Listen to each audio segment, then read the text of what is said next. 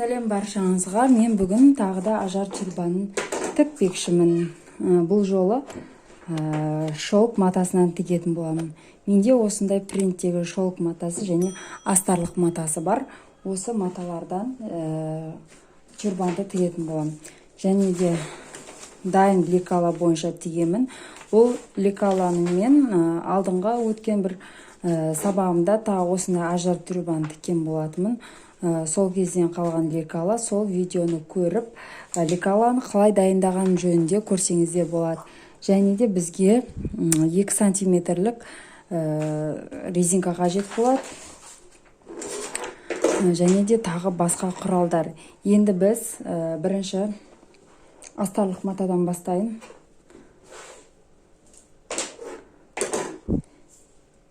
Астарлық матаны 2-ге бүктеп, остан 2 бөлік тігіп алатын боламыз.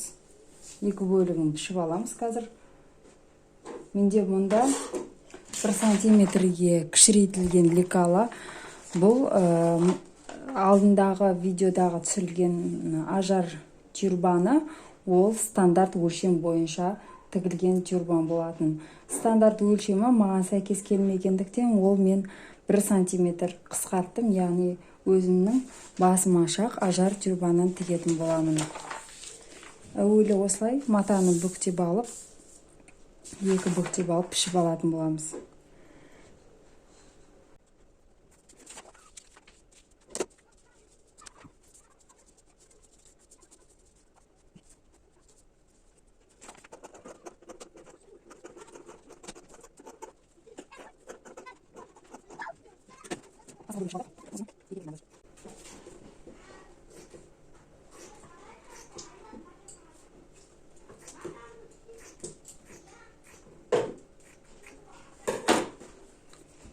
Енді бізге шолк матасынан да 2 бөлігін 2 дана кесіп алатын боламын.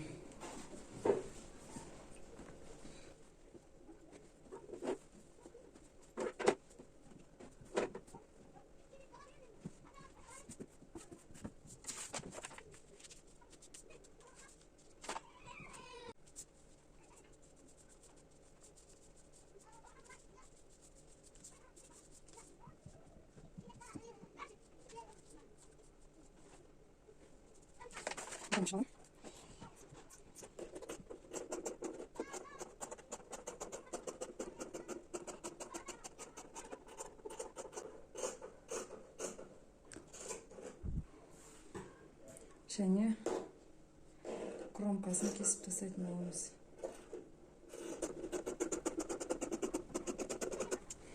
Осылай 2 бөлігін дайындап алдық. Енді бір-біріне теңестіріп тігетін болатынбыз. Яғни мынау теріс беті. Осы беттерді бір-біріне теңестіріп тігіп алатын боламын. Осылайынан. Енді бізге резинка қажет. Резинка менде негізі стандартқа 12 сантиметр болу керек. Маған 10 сантиметр жетеді.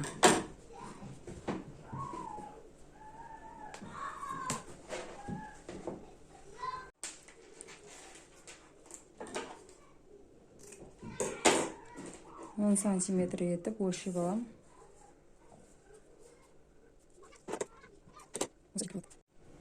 Әуелі 2 бетін осылай теңестіріп, инемен қадап алдым. Енді 1 сантиметр тігемін.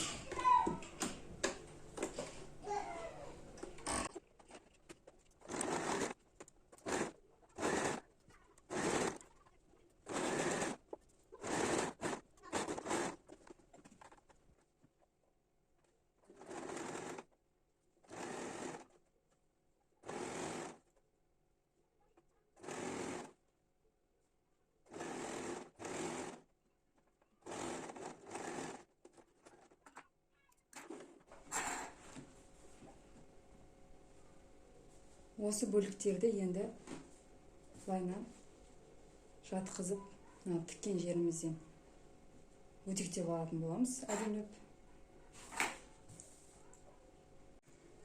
Міне осылай өтектеп алдым жақсылап. Сыртқы матасын ішке қарай бір қайырып, өткені ішіндегі астары көріп тұрмау үшін осылайынан өтектеп алдым. Енді мынау бір бөлігіне резинканы қадауымыз керек. Сол үшін резинканың көлемінде етіп 2 см тігіп алатын боламыз. Содан кейін резинканы орнатамыз. Енді сызып алған жоқ. Мынау машинканың белгісі бойынша сонымен 2 см тігіп отыратын боламын. Осылайынан машинканың белгісіне қойып алып 2 см тігіп шығатын боламын.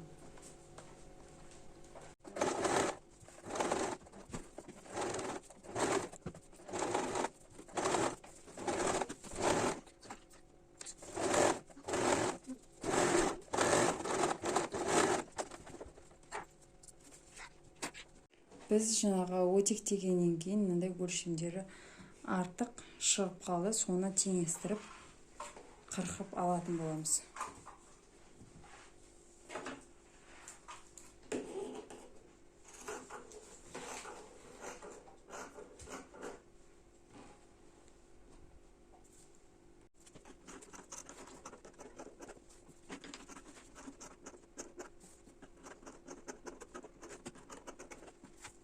Осылай артық бөліктерін қырқып алдық. Енді резинкамызды бір бөлігіне өткізетін боламыз.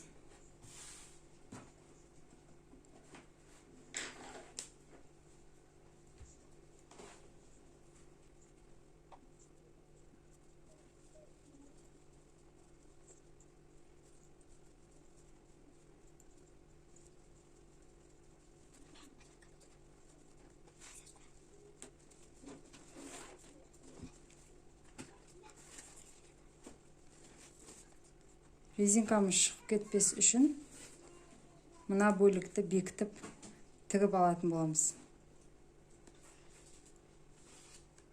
Әуелі мен осы жерін тігіп алам, содан кейін қалғанын өткізетін болам.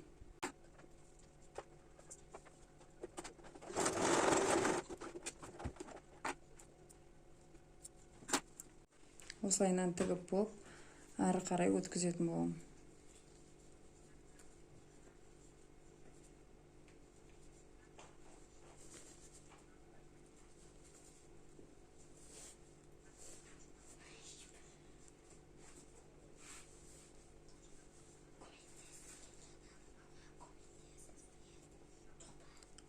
Енді мына арасын жөндеп бекітіп алатын боламыз. Екі бөлікті де дайындап болғаннан кейін негізгі бөліктерді қосатын боламыз. Осылайынан беттестіріп, және нарада ескеретін жай, мына 1 см ішке қарай тұр. Соны бүлдірмей, дәл солай етіп, осылайынан қойып, қолдың көмегімен лайнан аударып аламыз. Сол кезде негізгі бөлікпен негізгі, астармен астар тура келіп, төртеуін қосып тігетін боламыз. Және де ортасына келген кезде арнайы бір тілік қалдырып кетеміз. Ол жаңағыдай тіккен орамалды оң айналдыру үшін қажет болады.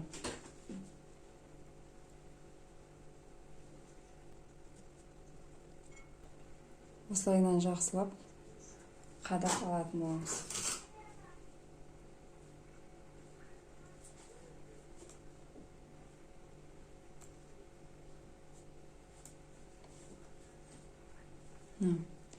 Енді айналдырып қадап алатын боламын.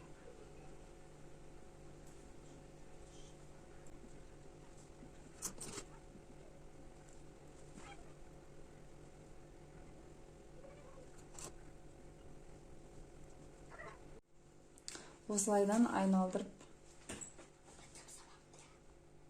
инемен қадап шықтым. Енді 1 см етіп айналдырып тігіп шығатын боламын.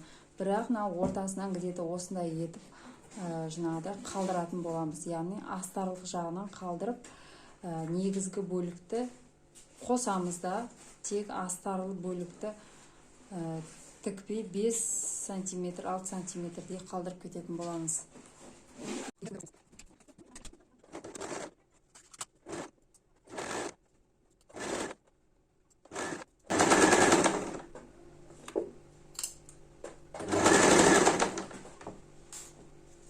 Міне біз ортаңғы жағына келіп қалдық. Осы арадан закрепка береміз.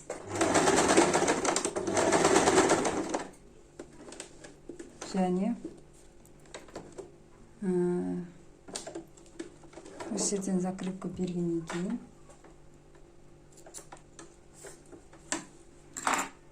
мына бөлігін, екі астар бөлігін аламыз да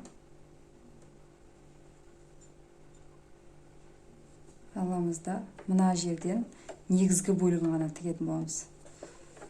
Осылайынан қойып,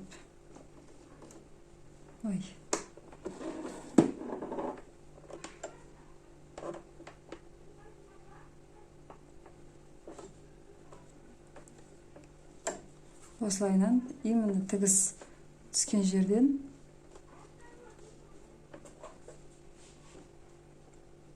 осы жерден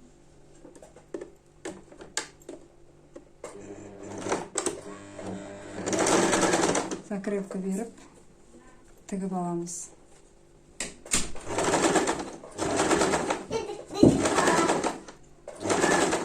Осы где-то осында қалдырып закрепка береміз да. Осы жерден қайтадан астарды қосып жібереміз.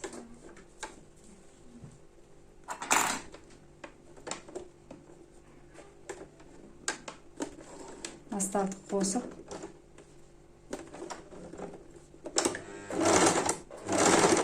закрепка беріп кететін боламыз.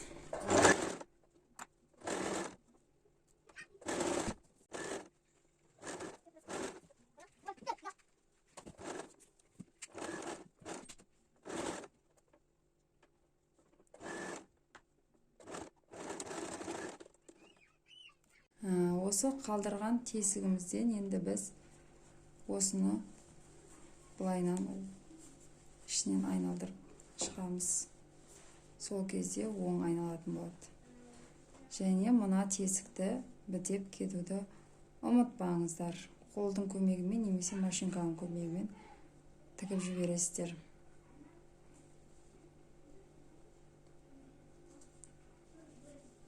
Осыны былай машинкамен қазір тігіп шығамын. Содан кейін менде осындай шықты.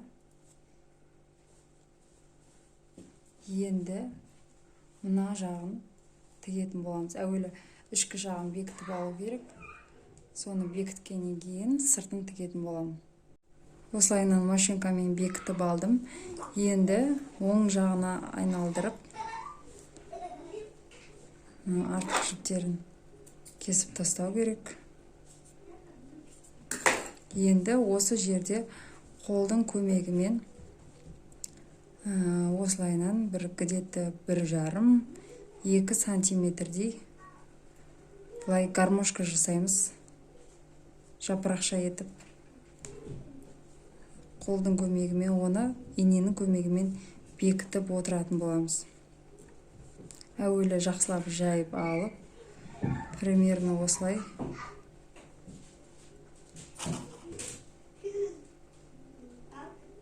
материалымыз құртып алмай, шелк материал өте жаңағыдай капризный материал, өте бір аккуратно ұстамасақ жаңағыдай сетінеп кетеді. Осылайынан айналдырып инелермен қадап алатын боламын.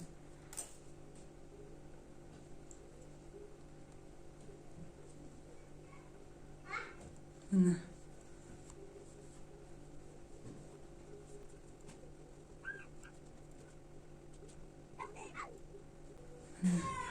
Асықпай осылайынан барлығын айналдырып жасап шығатын боламыз.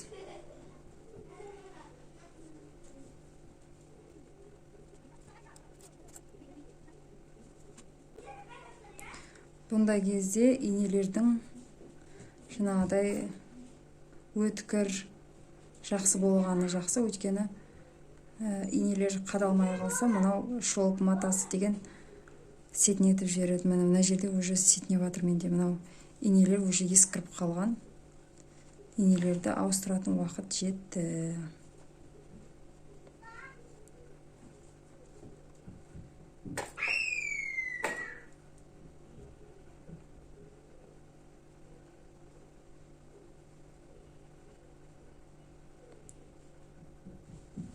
Міне барлығын осылай етіп жаңағыдай айналдырып жасап аласыздар. Міне дәл осылай етіп қолдың көмегіменен айналдырып енемді қадап алдым. Енді осы жерден дәл тігістің үстінен тігіс жүргізетін боламын. Енді осы жерден бастап тігіп шығатын боламыз.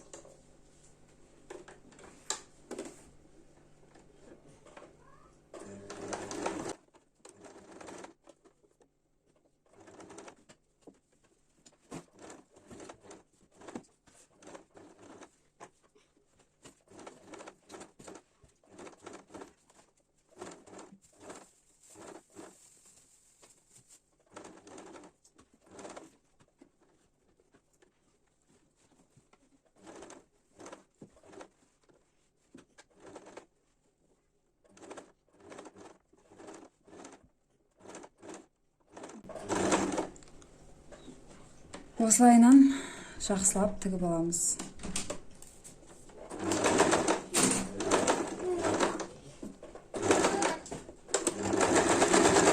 Закрепка беруді ұмытпаймыз. Бізде осындай чурбан шықты. Енді жалпы чурбанды осылай қалдырсаңыздар болады. Негізі, бірақ мен үстіне әсемдік ретінде бір өрімдер, моншақтар жасап тіксеңіздер болады бұлайынан. Мен енді қазір бір өрім жасаймын үстіне тігіп әсемдік беру үшін. Содан кейін чурбанымыз дайын болады. Бізге өрім жасау үшін осындай ұзын жолақ қажет болады. Менде бұл 1 сантиметрді құрайды. Осы ені 7 сантиметр. Осы жолақты біз өрім жасау үшін пайдаланамыз және осылайынан тігіп шығатын боламыз әуелі.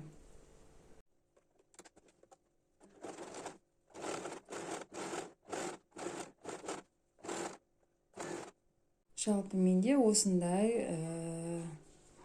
жаңағыдай лента пайда болды. Бұны оң айналдырып өтектеп алдым. Енді бұл менде 1 сантиметр, то есть 1 метр, где-то 1 метрге сәл-пәл жетпейді, өйткені қалған остаток материал. Енді мен осыны қақ ортасынан бөлгенде қақ ортасынан алып келем да осы шеттен. Осыны өріп, осылайынан мына өрімнің үстіне бұлайынан тігіп аламын. Осылайынан тігіп алып шығамыз. Содан кейін айналдырып өрім жасайтын боламыз. Міне осылайынан қойып алып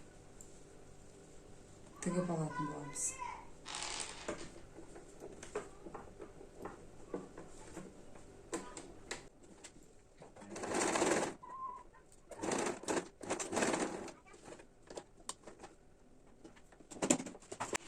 Сынаны тігіп алдық. Өрімді енді қолдың көмегіменен матамызды өре отырып өрім жасайтын боламыз. Арасына моншақтар тігеміз, немесе солай да тігіп қойсаңыздар болады. Әркім енді өз несіне қарай солай жасаса болады. Мен қазір нардан инені тығамын.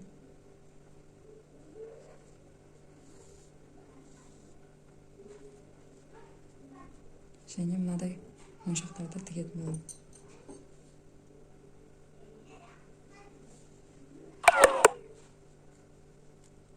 Мына жақтан шығарасыздар да.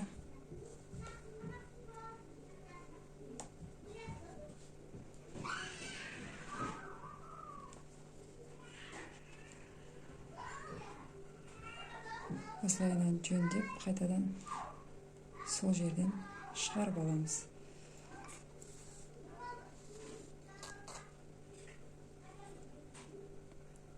Қайтадан дәл сол жерден кіргізіп алатын боламыз. Чтобы көп жаңағыдай тігістер түспес үшін.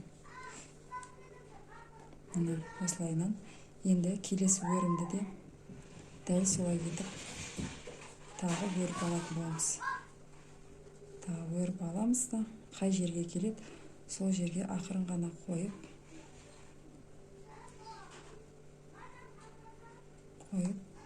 инемізді сол жерге де қай жерге келіп тұр, сораға дейін көрсетпей өткізіп алатын боламыз. Міне.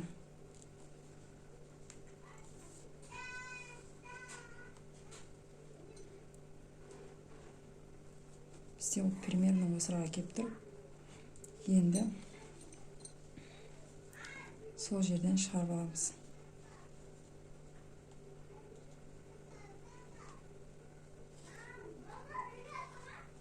Енді тағы өрімімізді жасаймыз байынан.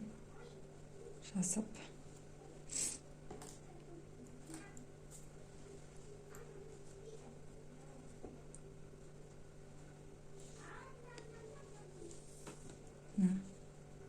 Осының үстіне тағы моншақты тігетін боламыз.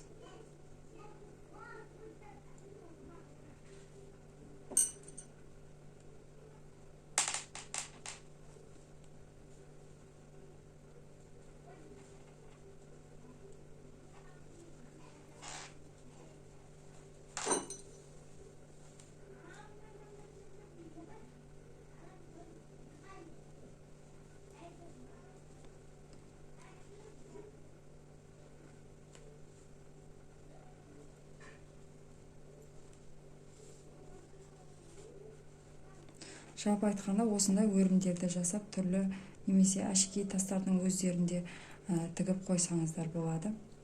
Менің каналым ұнап жатса, менің салған дүниелерім қызықтырып жатса, менің каналыма жазылып, тіркеліп, лайк басып, комментарий жасап қолдап отыруды ұмытпаңыздар. Міне, жалпы осылай барлық өрімді осылайынан жасап қазір бітіретін боламын. Сіздер де осындай ажар тюрбанын бірақ сәтте тігіп алсаңыздар болады. Өте қонымды, әдемі тұрады. Бізде осындай әдемі өрім шықты. Осы жақтан бастап тіктім, осылай айналдырып, мына жерден бекіттім. Жалпы менің жасаған тюрбан ұнап жатса, сізде өзіңізге осындай тюрбан тігіп алуыңызға болады. Каналыма жазылып, лайк басып, комментарий жазып, қолдап отыруды ұмытпаңыздар. Менде осындай әдемі тюрбан шықты. Басыма өте қонымды тұрды. Жараса кетті деп ойлаймын. Сіздерге де ұнаса, менің сабағымды көріп, видеоларымды көріп, қолдап отырыңыздар. Каналыма тіркеліп, лайк басып, комментарий жазуды ұмытпаңыздар. Мен міндетті түрде оқитын боламын.